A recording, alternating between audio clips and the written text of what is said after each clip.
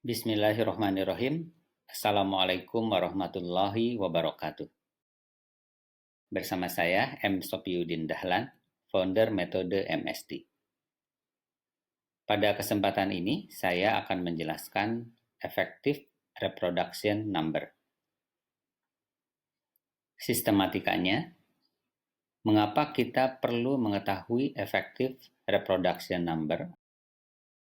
Apa pengertian RE? Siapa yang harus menghitung RE? Kapan harus menghitung RE? Di mana menghitung RE?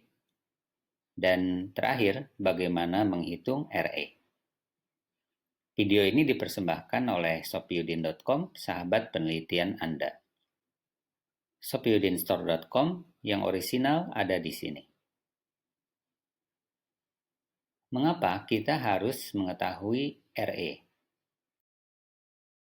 RE digunakan untuk evaluasi perjalanan alamiah wabah jika tidak ada intervensi.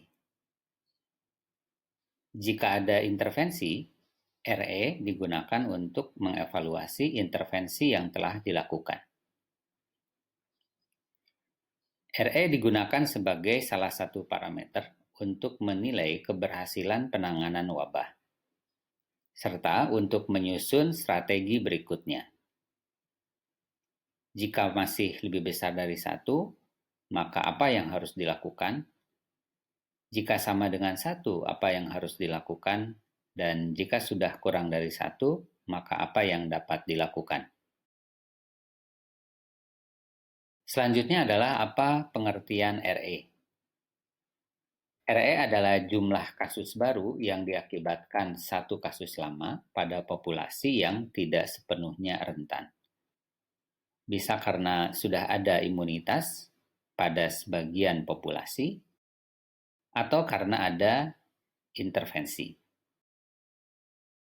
Bedakan dengan Basic Reproduction Number atau R0. R0 adalah jumlah kasus baru yang diakibatkan oleh satu kasus lama pada populasi yang sepenuhnya rentan. Ini biasanya terjadi pada populasi yang belum ada imunitas, belum ada intervensi, dan pada awal wabah. Siapa yang harus mengetahui RE? Yang harus mengetahui RE adalah tentu saja pemegang kebijakan agar dapat mengevaluasi dan merencanakan kebijakan berikutnya. Akademisi untuk dapat memberikan masukan kepada pemegang kebijakan. Masyarakat juga perlu tahu agar terlibat dalam penanganan wabah, dan siapapun yang merasa peduli dengan wabah. Kapan harus menghitung RE? Sebenarnya, RE dapat dihitung kapanpun sepanjang wabah masih berlangsung. Sebaiknya dihitung secara periodik sesuai dengan target pencapaian program. Di mana kita harus menghitung RE? RE sebaiknya dihitung pada area yang logis. Untuk Indonesia misalnya, RE sebaiknya dihitung berdasarkan provinsi atau kota madya atau kabupaten, pulau, dan lain-lain. Setiap area mungkin saja mempunyai karakteristik yang berbeda sehingga RE harus dihitung berdasarkan area-area tersebut. Bagaimana menghitung RE? RE dapat dihitung menggunakan perangkat lunak, misalnya EpiEstim. Data yang diperlukan untuk menggunakan perangkat lunak tersebut adalah sebagai berikut. Jangka waktu yang hendak dihitung, misalnya 1-90 hari wabah. Yang kedua, jumlah kasus setiap hari berdasar onset, bukan berdasar diagnosis. Selanjutnya, juga diperlukan rerata dan simpang baku waktu penularan, misalnya 5 ± 2 hari. Ini contoh data yang diperlukan untuk menghitung RE. Di sini ada kasus nomor 1-6 serta tanggal diagnosis. Untuk setiap kasus, kita harus menanyakan kapan terjadinya onset gejala. Sehingga kita memperoleh data onset seperti ini. Untuk setiap kasus, kita harus melacak juga sumber penularannya. Sehingga kita mengetahui misalnya 6 kasus ini ada dalam satu klaster, di mana kasus kedua sampai ke-6 bersumber dari kasus pertama.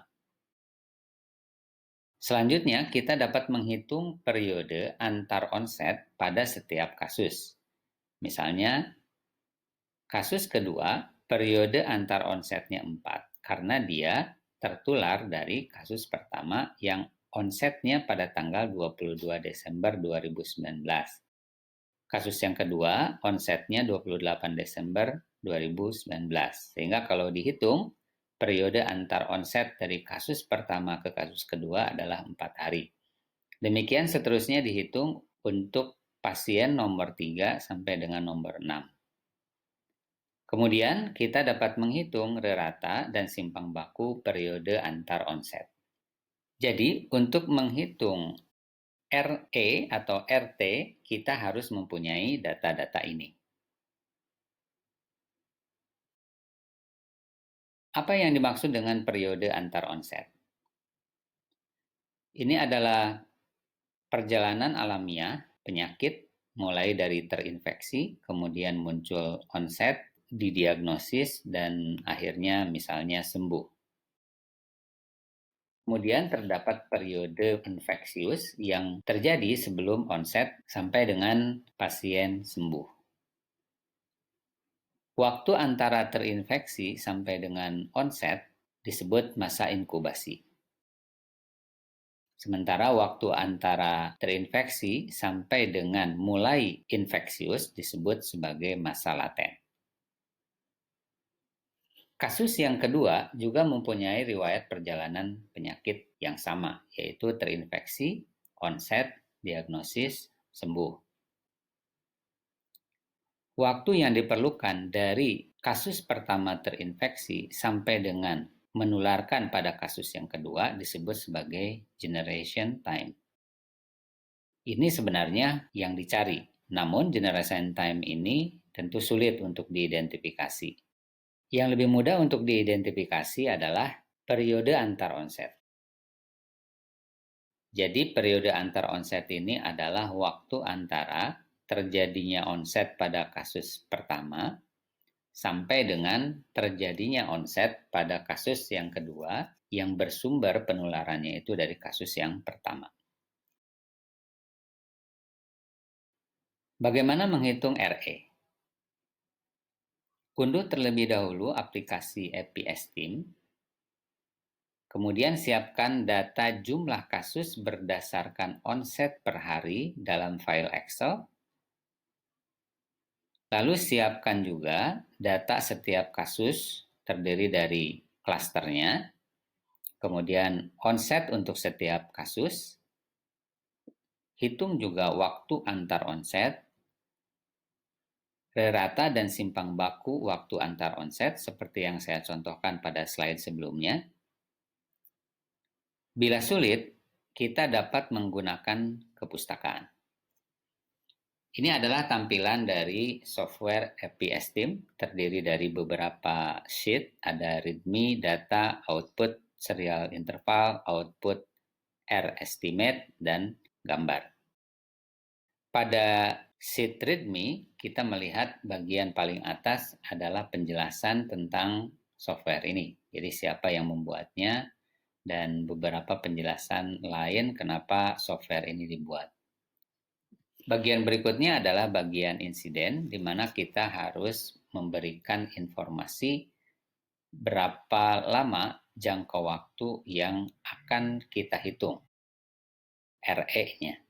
Berikan juga informasi jumlah kasus harian berdasarkan onsetnya. Bagian berikutnya adalah informasi mengenai serial interval atau waktu antar onset, di mana kita akan menggunakan metode uncertainty, kemudian menggunakan metode parametrik sehingga kita harus mengisi rerata dan simpang baku dari serial interval atau waktu antar onset. Kemudian pada bagian waktu kita harus mengisi frekuensi penghitungan RE serta interval waktu yang diperlukan untuk menghitung RE. Untuk lebih jelasnya kita lihat pada bagian data, seperti ini tampilannya. Masukkan angka 1 sebagai waktu minimum dan angka 90 sebagai waktu maksimum yang kita kehendaki. Sahabat bisa mengisi angka sesuai dengan waktu yang dikehendaki. Dalam hal ini, saya menghendaki menghitung RE antara hari pertama sampai dengan hari ke-90. Kemudian, masukkan data jumlah kasus harian berdasarkan onset pada kolom insiden. Ini bisa sahabat lakukan dengan mengcopy dan mem-paste data yang sahabat miliki ke kolom ini. Lalu pilih N pada pertanyaan account for uncertainty. Pilih ya pada metode apakah menggunakan parametrik. Jadi pilih ya sehingga kita harus mengisi rerata, serial interval, serta simpang bakunya. Karena sebelumnya kita sudah menghitung rerata dan simpang bakunya, berarti kita masukkan saja rata dan simpang bakunya, yaitu 7,9 dan 3,9. Lalu kita isi 7 dan 1. Apa yang dimaksud dengan 1? 1 ini artinya kita meminta kepada software untuk menghitung RE setiap hari. Kemudian angka 7 artinya kita meminta software untuk menghitung RE, di mana yang dijadikan sebagai sumber untuk menghitung RE adalah data 7 hari ke belakang. Proses pengisian sudah selesai dan sahabat sudah bisa menghitung RE dengan mengklik kolom ini, Estimate R. Lalu pada bagian gambar, sahabat akan memperoleh hasil seperti ini. Pada bagian kiri atas terdapat grafik insiden. Ini adalah sesuai dengan data yang sahabat miliki. Kemudian pada kiri bawah, di sini sahabat akan melihat grafik insiden disertai dengan perhitungan RE, yaitu grafik yang berwarna merah. Terdapat 3 garis. Ada garis yang tidak putus-putus, itu menunjukkan median RE. Garis putus-putus yang ada di atas dan di bawah dari median adalah interval kepercayaan 95%-nya. Kalau kita lihat, sampai dengan kira-kira hari ke-71, RT atau RE masih di atas 1. Kemudian, mulai kira-kira hari ke-71, RT mulai berada pada nilai kurang dari 1. Sebagai penutup, presentasi ini adalah pengantar untuk menghitung RT atau RE. Silakan pelajari softwarenya lebih mendalam. Silakan siapkan data-data yang valid, yaitu jumlah kasus berdasar onset, rerata dan simpang baku waktu antar onset. Selamat menghitung RT atau RE di tempat masing-masing.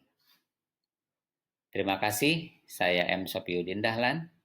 Subscribe ke channel YouTube saya, karena subscribe itu mudah. Wassalamualaikum warahmatullahi wabarakatuh.